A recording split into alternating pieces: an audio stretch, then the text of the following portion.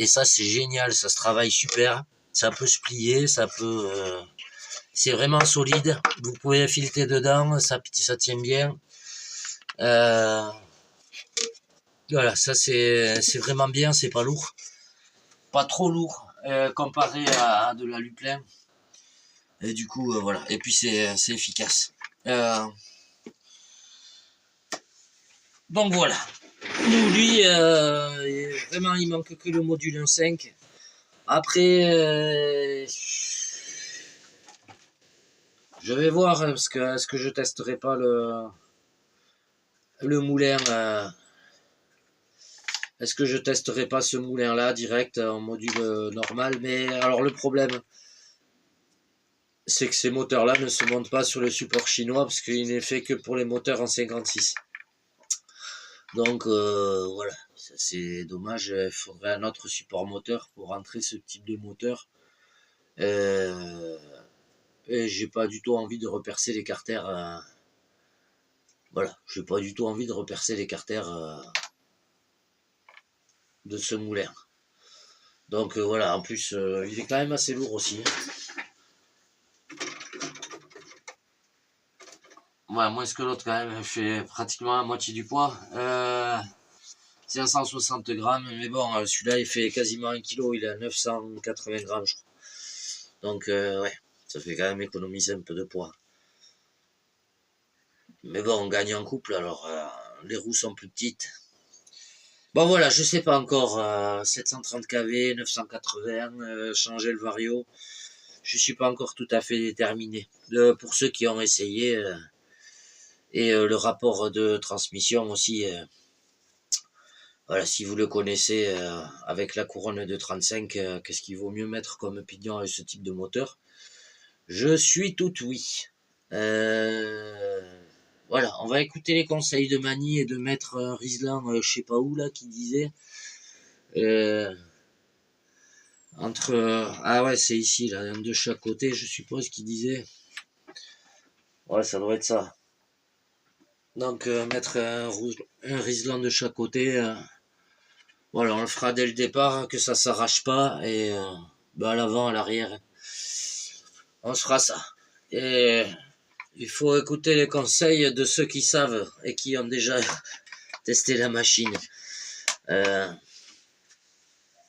Voilà, après je suis pas mal intéressé aussi par le système à courroie. Donc j'attends les retours. S'il y en a qui ont déjà essayé, voilà, donnez-moi vos conseils ou pas. Je connais pas du tout cet engin. Donc comme dit, lâchez-vous. Je suis ouvert à toutes propositions. Et si tu es blonde, brune, célibataire, avec ou sans enfant, je suis aussi ouvert à toutes tes propositions. Non, je déconne, je suis bien, tranquille. J'ai ma petite Céline qui m'attend. Bon allez, je vous fais les mouchoux. Oh, la vidéo elle va être longue. Désolé là-dessus. Ouais, bah peut-être. En plus, les mousses sont bonnes dans cela. Mais j'avoue que désolé. Désolé, monsieur Christophe, mais ah ouais, quand même. Ça déchire. Et... Elle est où? Elle est cassée. Elle est pas chou. C'est l'inverse. Ah ouais, quand même. Hein. Ah merde, ça pète comme ça. Ça pète comme ça. Mis à part ça, j'avais de la visserie titane. Donc le là en visserie c'est full inox, sauf aux parties en dessous. Mais tout le reste c'est full inox et full titane. Voilà, j'avais des vis titane. Donc voilà, le seul souci qu'elles ont les vis titane, c'est qu'elles sont à étoile, elles sont Torx. Donc voilà, j'ai un peu de visserie Torx et un peu de visserie et j'ai fait en sorte en fait de mettre partout de la visserie avec de la bonne tête Sur du bon BTR, je sais plus, c'est du 2.5 je crois. La plupart j'ai mis du... Non, c'est 2.5 et 3 mm. Voilà. Comme ça au moins c'est balèze.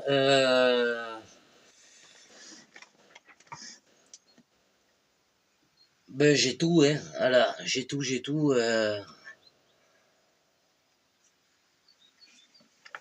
On verra quand on aura tout le reste. Voilà pour le X-Mar. X-Mar beaucoup, X-Mar beaucoup. Ah, je suis vraiment content de l'avoir rangé mes pneus, moi. Là, c'est pas difficile. J'ai fait une étagère en bas, gros monster, enfin pneus de gros monster. Au-dessus, Truggy et monster plus petit. Au-dessus, tout ce qui est buggy en 8 et roupiste.